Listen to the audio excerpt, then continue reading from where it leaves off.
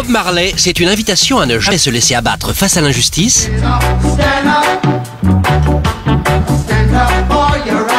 un amour proverbial pour la verdure. Quelqu'un a des feuilles? Non mais sérieusement. Mais surtout, c'est la figure de proue de la reggae music et du mouvement Rasta, porteur d'un message d'amour universel et de défense des opprimés qui résonne encore aujourd'hui.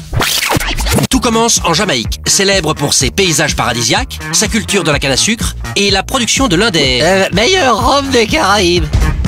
Robert Nesta Marley voit le jour le 6 février 1945 dans une petite ferme.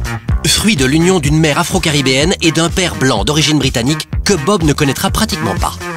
À 12 ans, il quitte la campagne pour le ghetto de Trenchtown. Déjà passionné par la musique, il se plonge dans le ska, arrête l'école à 14 ans et 2 ans plus tard, il enregistre ses premiers morceaux. Avec ses super potes Bunny Wailer et Peter Tosh, ils fondent les Wailers, qui parviennent à la première place des charts jamaïcains avec Simmer Down. À 21 ans, Bob épouse Rita Anderson et rejoint sa mère partie vivre aux États-Unis. Il essaye divers petits boulots, mais la musique lui manque et il rentre au pays. Il se rapproche alors du mouvement Rastafari et du nouveau rythme plus chaloupé du reggae. Mais galère toujours un peu question verdure. Bon ok, j'ai des feuilles, mais putain, j'ai pas de feu. À force de travail, il parvient à lancer les Wailers en Angleterre. Le groupe doit cependant presque recommencer à zéro et enchaîne les concerts galères plutôt mal payés.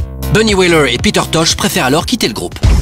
Les sorties successives des albums Catch a Fire et Burning font grimper sa popularité, qui sera encore boostée lorsque l'immense Eric Clapton reprend son titre phare.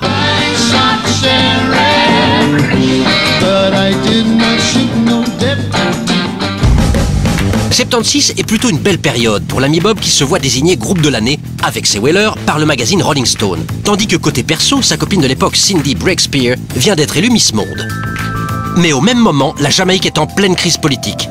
Bob répond à l'appel du Premier ministre Michael Manley qui l'invite à jouer pour un grand concert pour la paix. 2 jours avant l'événement, Bob échappe de justesse à une tentative d'assassinat. Il est touché au bras, sa femme à la tête et son manager est criblé de balles. Miraculeusement, tous s'en sortent et comme prévu, il monte sur scène. Contraint à l'exil, Bob part pour Londres. Il y joue d'innombrables parties de foot, trouve enfin un briquet qui marche. En fait, c'est pas toi qui écoutes le reggae, c'est le reggae qui t'écoute. Et rentre à Kingston au bout de 2 ans, ignorant les menaces de mort pour le One Love Peace Concert, où il réussit à réunir les leaders des groupes politiques ennemis pour une poignée de main historique.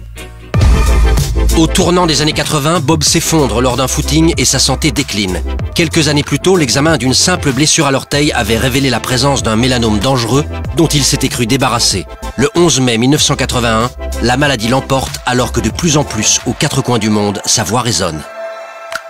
La collection complète des enregistrements de Bob Marley and the Wailers sur le mythique label Island Records ressort dans une édition spéciale pour prolonger encore la légende d'un homme porteur d'un message universel: One People, One Love.